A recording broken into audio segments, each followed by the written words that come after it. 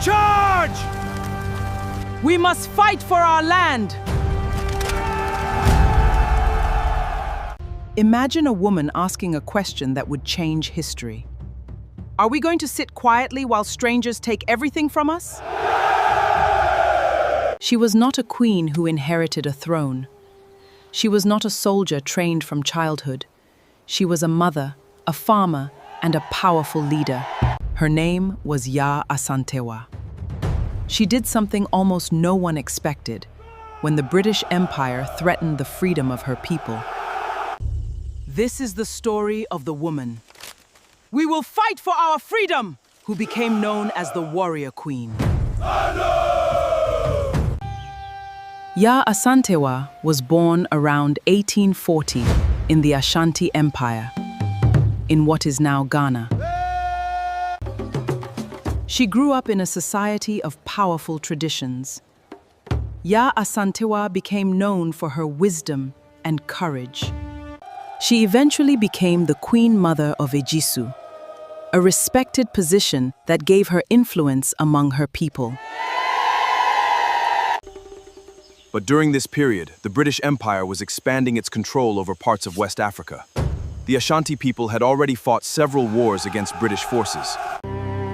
Yet the struggle was far from over.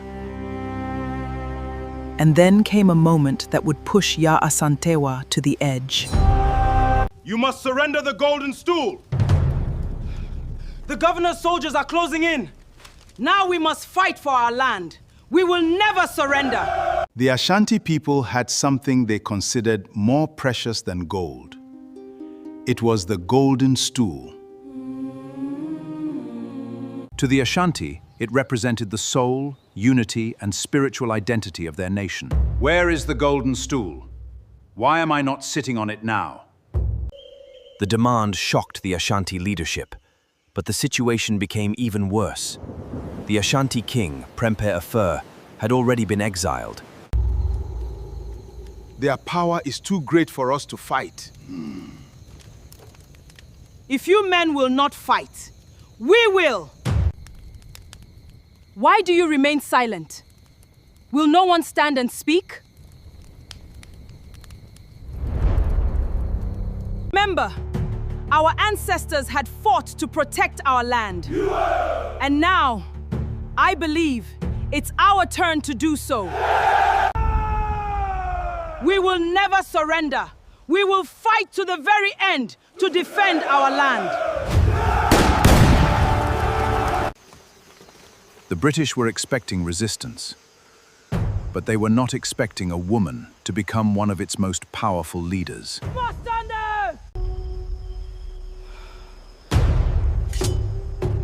We must fight for our land.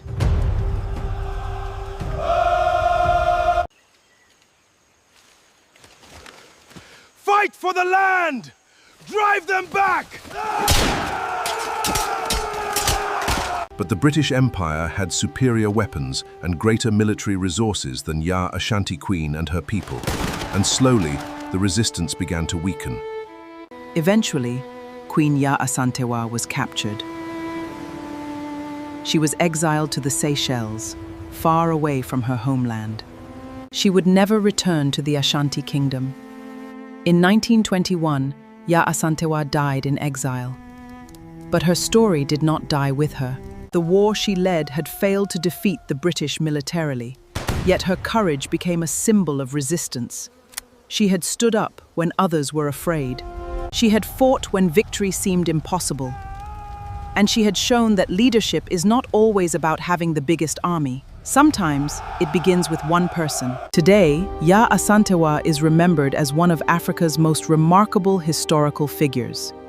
Her name lives on in Ghana and beyond.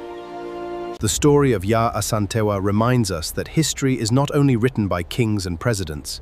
Sometimes, history is changed by people whose names were almost forgotten. People who stood up at the moment they were needed most. Yaa Asantewaa was one of those people, a woman who looked at an empire and chose not to bow. But here is the question. How many other African heroes and heroines are still waiting for their stories to be uncovered? This is History Unveiled, where we uncover the stories history almost forgot.